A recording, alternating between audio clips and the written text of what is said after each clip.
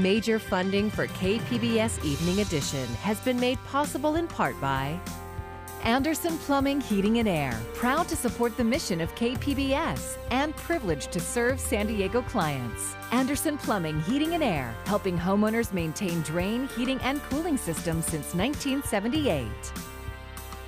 And by the Conrad Prebys Foundation, Darlene Marco Shiley, and by the following.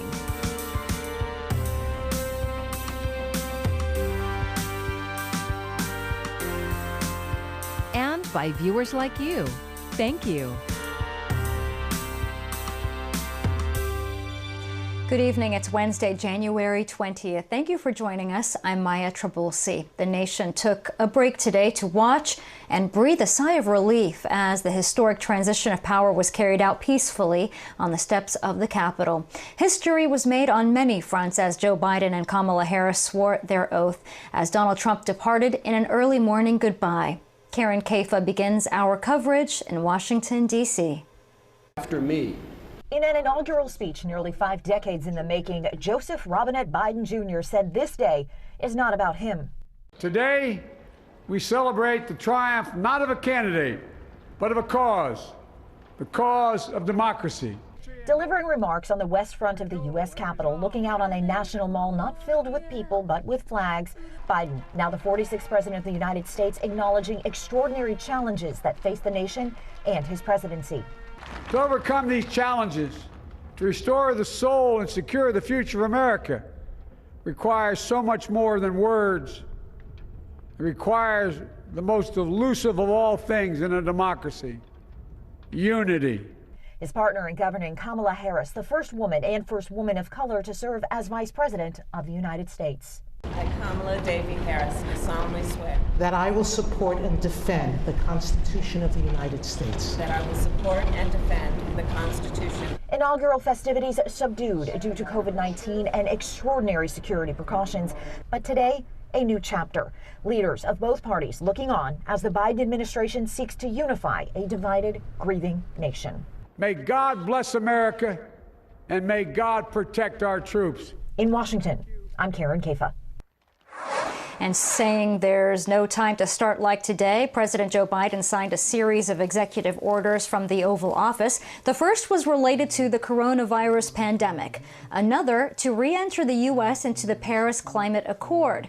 He also reversed some of former President Trump's key immigration policies, including stopping border wall construction.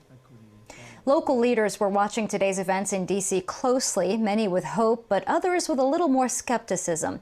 Here's KPBS reporter Matt Hoffman. Congratulations, Mr. President. There is a light at the end of the tunnel. We have a new administration, a new day. Democratic Congresswoman Sarah Jacobs is not the only local representative celebrating a new beginning from what some are calling President Trump's divisive rhetoric. Found enemies wherever he could. And I think that the thing that Joe Biden said today was, look, we can disagree. It doesn't mean we're disloyal. And that we need to respect each other. We need to hear each other.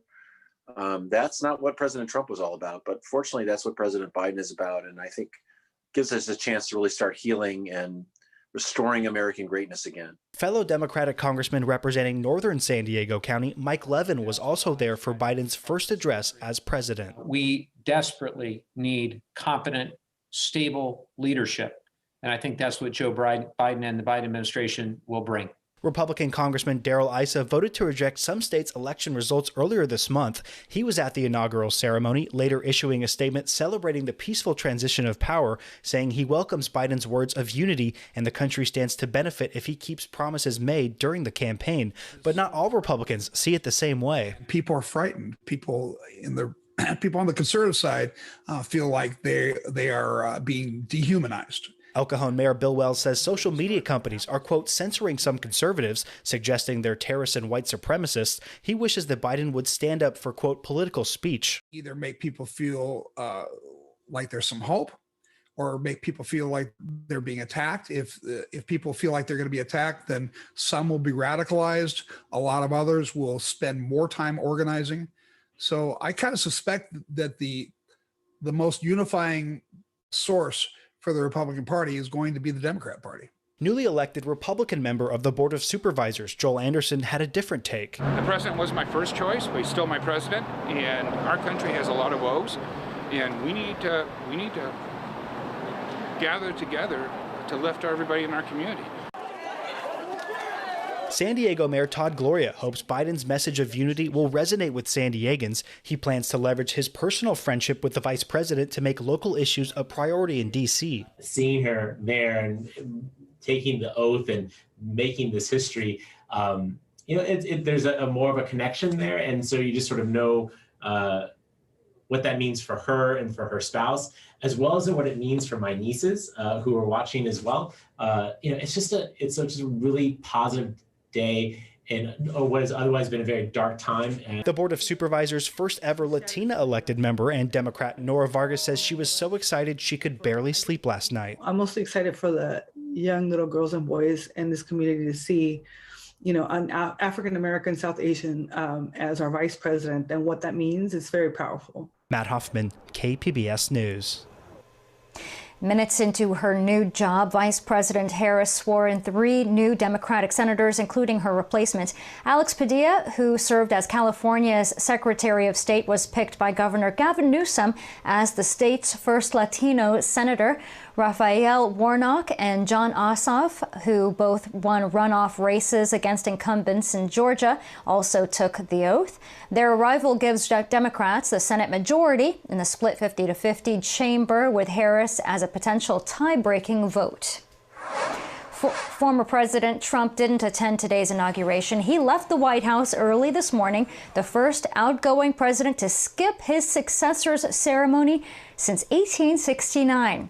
Before taking one last ride on Air Force One headed for Florida, he gave a farewell speech to a crowd that included his children. He also hinted that he won't be disappearing entirely from public life. And at the time, his crimes earned him the title of the most corrupt congressman in United States history. Now, former San Diego Representative Randy Duke Cunningham was among 73 people pardoned by President Trump. KPBS reporter John Carroll talked to the former U.S. attorney who oversaw the Cunningham case. I can't undo what I've done, but I can atone.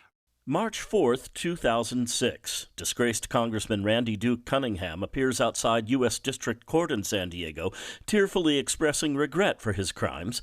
He never went to trial, instead taking a plea deal. He was sentenced to 8 years and 4 months. Carol Lamb was United States Attorney for the Southern District of California in June of 2005 when the San Diego Union Tribune published a story about a defense contractor's purchase of Cunningham's Del Mar home for far more than it was worth. Who purchased it for more than $1 million and then 6 months later sold it for far less. And it looked very, very suspicious. Lamb suspected it was a bribe. An investigation began. Search warrants were served, including on Cunningham's yacht, where a critical piece of evidence was found. A bribe menu was found. It was a little piece of paper that actually listed, if you give me this much money, then you will get this much money in defense contracts. Lamb says the investigation showed Cunningham used his position on the Defense Appropriations Committee to steer contracts to defense contractors, who then lavished gifts on him. The scope of Cunningham's crimes made clear in his plea deal. The purchase of Cunningham's Del Mar home, the subsequent payoff of the mortgage on his multi-million-dollar Rancho Santa Fe home, financial help purchasing a condo in Arlington, Virginia, payment of capital gains tax on the Del Mar home, the purchase and maintenance of the yacht called the Duke Stir, a Rolls-Royce for the congressman, and payments for a graduation party for Cunningham's daughter, along with jewelry, home furnishings, and travel and hotel expenses. The evidence in this case was so strong that it just kept coming in faster and faster. And at the end of the day, there just wasn't much question what the result should be. Lamb says Cunningham served 80% of his sentence. He was released from a halfway house in 2013. So how does Lamb feel about Trump's pardon of Cunningham? Somebody who held the position he held should certainly deserves to have this conviction on his record for all time. But practically speaking, I don't think it actually gets him that much. Lamb says Trump granted Cunningham a conditional pardon, meaning the $1.8 million he owes in restitution must still be paid. Cunningham now lives in Arkansas. He told a federal judge that he survives on $1,700 a month. John Carroll, KPBS News. The San Diego County Board of Supervisors has approved a motion requiring the presentation of scientific data to back up COVID-19 enforcement for businesses and residents. KPBS reporter Jacob Ayers says newly elected Supervisor Joel Anderson led the motion. Today, Supervisor Joel Anderson thanked his Board of Supervisor colleagues for accepting his amendments that require scientific data be used prior to COVID-19 enforcement. Moving forward with enforcement would require that we post on our website the science that we're using to make these decisions, that it would be consistent and fairly applied, and that it would be published publicly before we enforced. Gerardo Ortiz and his wife Lisa have been owners of Nono's Ristorante Italiano in La Mesa for 23 years. He says current regulations are putting his business under serious financial stress. We've just been losing all the business. We've been trying to carry out delivery orders, but it's not enough. And the only thing we ask is just to let us do a little bit more business, either open the patio or the capacity on a restaurant. Supervisor Anderson says the scientific data has now been published on the county website to justify COVID-19 enforcement. The bottom line, though, is transparency, science, and consistency. And I think that if we add that, more people are going to stay within the law and not try to break it. Anderson says that he hopes the county's updates to COVID-19 enforcement policies will make the state look at enacting similar changes. Jacob Ayer, KPBS News. As the COVID-19 vaccination rollout continues in San Diego County, there's still a lot of confusion surrounding who can get a shot now and where. This week, county-run vaccination sites expanded to people 75 and older. UC San Diego Scripps and the local VA have started vaccinating patients 65 or older by appointment. Dr. Christian Ramers, who is on the county's Vaccine Clinical Advisory Group, explains why it's not the same across the board. The reason some people in lower tiers may be getting vaccine first is because a vaccinating entity may have leftover doses that they wanted to reserve for a higher tier, such as phase 1A or healthcare workers. And let's say some people miss the appointment or decline the vaccination. What do they do with those leftover doses? I think everybody has said that you are encouraged to use them into lower tiers. And Dr. Ramers says one of the main recommendations the advisory group had for the county is to create a website or app so that people can know when it's their turn to get the vaccine. The state is working on one, which is expected to roll out soon. We focused on the need for more vaccines, but the rollout also requires medical professionals to actually administer the doses. KPBS health reporter Taryn Mento takes us inside a training session. Registered nurses like Celine Salazar already know how to give a shot. We do flu vaccinations, and I know how it's prepped, like how it's handled beforehand. But there are some other steps unique to the COVID-19 vaccines. I thought they were very similar, like you just puncture it and bring it out and it would be ready. But the Pfizer needs to be reconstituted, apply normal saline into it and kind of bring it to life. And if it's not reconstituted with normal saline, that is, once it's out of the fridge, it's only good for 2 hours. While landscapers worked outside on a recent cloudless day, Salazar spent hours inside a county vaccine site learning the particulars for both the Pfizer and Moderna injections. Moderna has to stay out for 15 minutes before it's used. Salazar will take the handling, storing, and monitoring details back to volunteer healthcare workers with the nonprofit Champions for Health. They'll help the county vaccinate long-term care facilities not covered by retail pharmacies. I'm ecstatic. I am like jittery with excitement to know that I, Celine, get to be part of this move.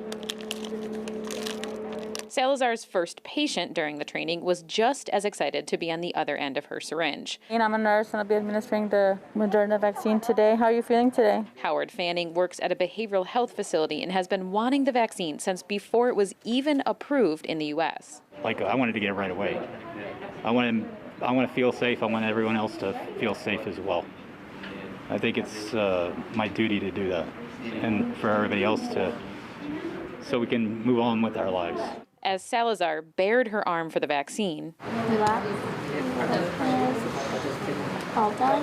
She says she's happy to be part of the effort to end the pandemic. One day as I get older and I'm a grandma or, I'm not working, I could tell people like when COVID happened, I got to be a part of it. I got to not only sit down and look at it in the news, but be out there and be active and make a difference. Champions for Health is scheduling vaccinations at long-term and senior care facilities this week. Taryn Mento, KPBS News. And we have all the latest information on vaccines at kpbs.org. You can find locations and links to make an appointment online. A reminder, healthcare workers, caregivers, and people over 75 are eligible. Windy weather gave residents and firefighters something to worry about. 2 separate brush fires today. Crews this afternoon jumped all over this wind-whipped fire that, for a time, posed a threat to homes in Rancho San Diego. Fast action kept the fire to 15 acres, and families who had set up at a temporary evacuation point were allowed to return home. And homes were also evacuated in Carlsbad, where a fire spread to just over an acre in a canyon. The causes of these fires is under investigation. And throughout the county, gusty wind kept people on edge. If you were out and about and felt its power, gusts were so strong they blew over trash cans, just like here in Poway. Trees and flags got whipped around. Some areas also got a few sprinkles. It looks like we could be in for more rain later this week. Mark Mancuso has your forecast.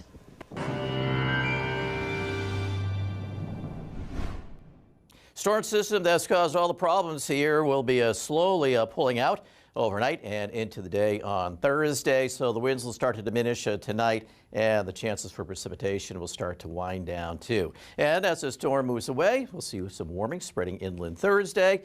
Friday, the onshore flow, so we start to turn cooler, and it looks like a cooler, wetter pattern ahead. A couple of storms coming down early and late over the weekend. The second system into early next week looks like it could be a stronger one. Looking at our advisories, high wind warnings continue through this evening. Still the potential for damaging winds. Winds gusting over 40 miles an hour near the coast and perhaps up to 80 miles an hour in the mountains. So still some problems with power disruptions and some difficult travel, especially for the tractor trailer rigs. Here you can see the flood watches. They continue through the evening too. Notice they're mainly across the lower desert regions. Let's take a look at our forecast lows tonight. 47 Oceanside, San Diego, 55. A couple of showers in spots. Borrego Springs near 50 and Campo at 44. Here's the future radar for you. And during the overnight hours, you can see the moisture is still spinning around that upper low. Spotty showers near the coast. And we'll be looking at wet at times in the mountains and over to the lower desert. Storm pulls away during the day on Thursday, so our weather will be settling down. Notice how we dry it out here during the day. Let's take a look at our temperatures. Mild in Oceanside, San Diego. Those temperatures are above average. Ramona 66 and El Cajon 74. Borrego Springs, so we'll see the return of some sunshine. Then for the weekend, our system starts to drop south. Friday night and Saturday, we could see a few showers with that. Snow levels will be a bit of a concern in the high country. Here's our extended forecast. You can see a few showers Saturday and a stronger system on Monday. Inland sections, some showers Saturday. The rain's with us on Monday. Notice the temperatures too. They're pretty cool. Saturday in the mountains a bit wet, very windy. Monday, rain. And in the higher terrain, there's going to be some snow. And into the deserts, looks like the better chances for some showers on Monday. And for KPBS News, I'm meteorologist Mark Mancuso. And new leadership in the White House was positively reflected on Wall Street today. The S&P 500 rose 1.4% as Joe Biden took the oath of office to become America's 46th president. With the market still trying to recover from unemployment and shuttered businesses because of the pandemic, the hope is the additional stimulus will carry the economy. Mortgage rates in the U.S. are kicking off 2021 by setting new records. Interest rates are at historic lows. So what does it mean for people looking to buy a home or to refinance? Meredith Wood has a closer look. Record lows for mortgage rates. The average interest rate on a 30-year fixed mortgage dropped to 2.65%. According to Freddie Mac, that's the lowest in the nearly 50 years the mortgage giant has been publishing the survey. Real estate investors say now may be the best time to buy a home or refinance. Right now, I would be refinancing any houses or any house that someone might have into lower interest rates to lower their payments, and maybe even getting some money out as a buffer, because no one knows what's going to happen in 2021. The 15-year fixed rate mortgage also dropped to 2.16%. Freddie Mac says rates for both 30-year and 15-year mortgages are nearly a full percentage point lower than a year ago. Real estate experts say that while the low rates are bringing more home buyers into the market, high demand and low inventory are raising prices. I think this is a perfect opportunity for people that are in a situation where they have to rent to maybe look at getting a mortgage instead of just renting. According to Realtor.com, in December, the median listing price for a home was up more than 13% from the previous year. And while Realtor.com says the number of homes for sale dipped below 700,000 for the first time. Investors say buyers can still take advantage of low rates and offset the steep rises in home prices if they expand their horizons and are flexible. People can move out 10, 15 minutes from where they're looking in their search criteria and still find those affordable houses. For Consumer Watch, I'm Meredith Wood. A spike in COVID-19 cases across the U.S. has led to a national shortage of convalescent plasma. That's blood plasma taken from people who have recovered from the virus. It has antibodies that can help those who are currently infected. Mandy Gaither has one survivor's plea for donations. I knew something was wrong. For this mother of four and paramedic, it started with a small cough, then fever and body aches. But when Amanda Solt struggled to breathe at the end of June, she knew it was time to go to the hospital. I had the feeling of impending doom. That's the best way I can describe it. After days of further decline, Solt was moved to the ICU. That's where this picture was taken. The nurse, she came in and she said, "I'm going to get your phone. We're going to take a selfie." And she says, "We're going to document this," because she said, "This is going to save your life." And it did. It really, really did. Part of Solt's treatment was convalescent plasma. It gave me the strength to fight it. With COVID-19 cases spiking across the country, the American Red Cross says this plasma is in short supply. COVID-19 plasma donors are still needed now to ensure patients continue to have access to all treatment options, including convalescent plasma, to help the patients beat the virus. After 3 weeks and 2 days in a Georgia hospital, Solt went home a survivor. Amazing feeling. Amazing. To get a second chance at life, that's exactly what I got. For Health Minute, I'm Mandy Gaither. Anyone interested in donating plasma or blood can schedule an appointment by visiting redcrossblood.org or by calling 1-800-RED-CROSS. Former Chargers quarterback Phillip Rivers is hanging up his cleats. Rivers played this past season with the Indianapolis Colts after 16 seasons with the San Diego and LA Chargers. He ranks 5th in NFL history in passing yards, yet never played in a Super Bowl. Rivers says playing in the NFL was a childhood dream and that he loved to play. He now plans to coach high school football. And here's another look at today's top stories. President Joe Biden isn't wasting any time getting to work and undoing policies set by the Trump administration. In one of his first actions as president, he stopped construction of the border wall. While former President Trump had claimed Mexico would pay for the wall, a declaration of national emergency was used to fund it. Biden ended that declaration and the money that comes with it. And former San Diego Congressman Randy Duke Cunningham was among 73 people pardoned by President Trump just hours before his term expired. In 2006, Cunningham was sentenced to more than 8 years in prison after pleading guilty to conspiracy and tax evasion.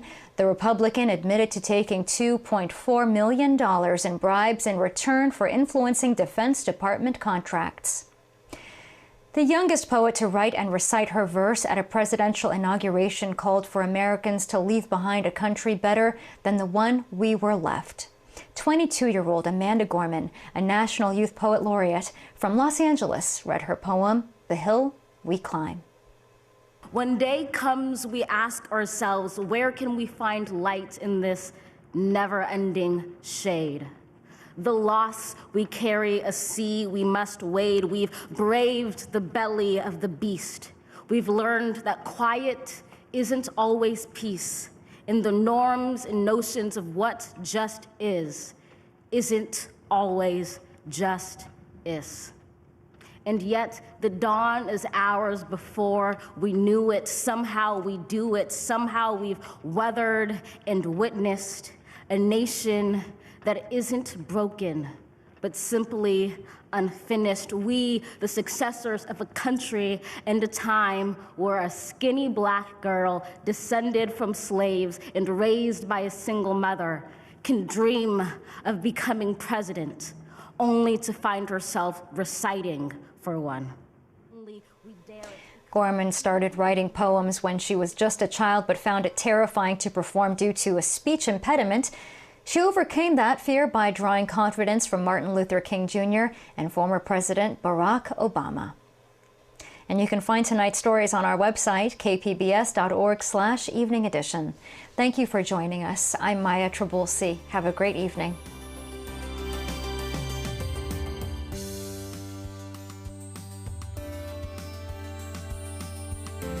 Major funding for KPBS Evening Edition has been made possible in part by Anderson Plumbing, Heating and Air, proud to support the mission of KPBS and privileged to serve San Diego clients. Anderson Plumbing, Heating and Air, helping homeowners maintain drain, heating, and cooling systems since 1978. And by the Conrad Prebys Foundation, Darlene Marco Shiley. And by the following: